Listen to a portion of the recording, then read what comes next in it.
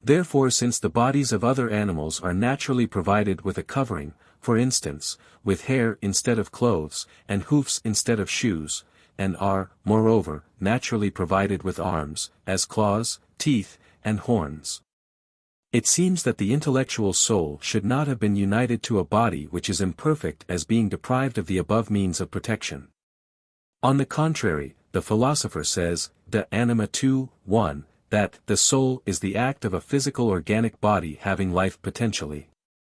I answer that, since the form is not for the matter, but rather the matter for the form, we must gather from the form the reason why the matter is such as it is, and not conversely. Now the intellectual soul, as we have seen above, 55 Quetzales, a.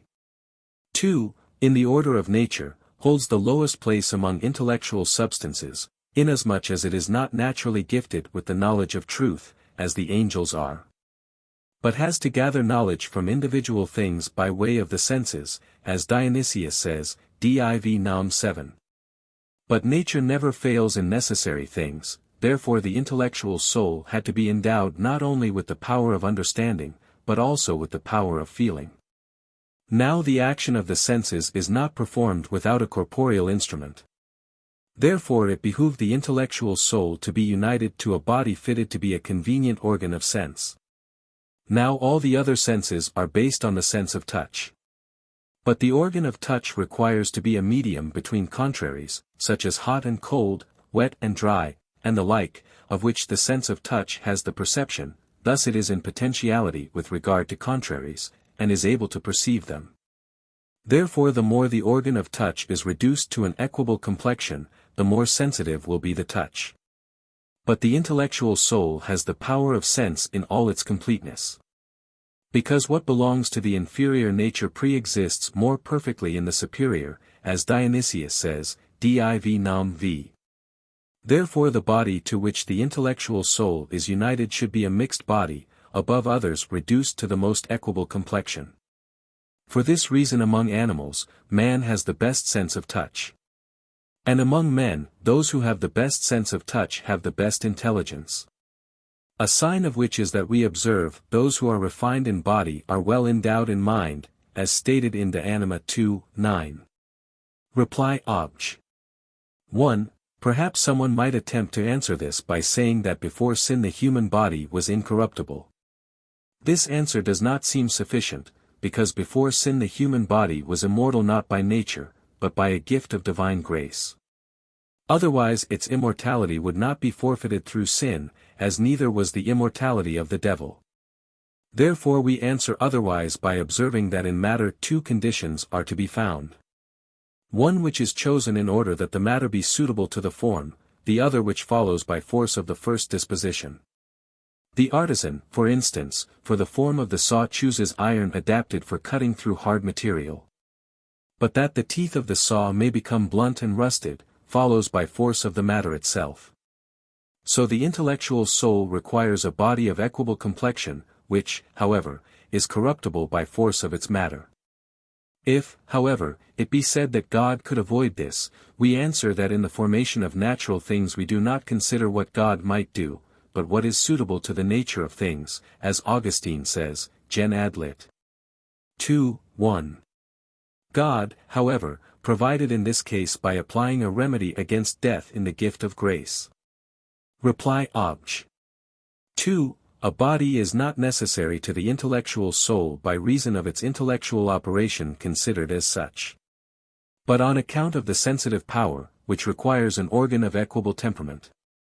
Therefore the intellectual soul had to be united to such a body, and not to a simple element, or to a mixed body, in which fire was in excess.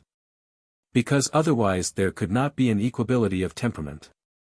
And this body of an equable temperament has a dignity of its own by reason of its being remote from contraries, thereby resembling in a way a heavenly body. Reply Obj. 3. The parts of an animal, for instance, the eye, hand, flesh, and bones, and so forth, do not make the species. But the whole does, and therefore, properly speaking, we cannot say that these are of different species, but that they are of various dispositions.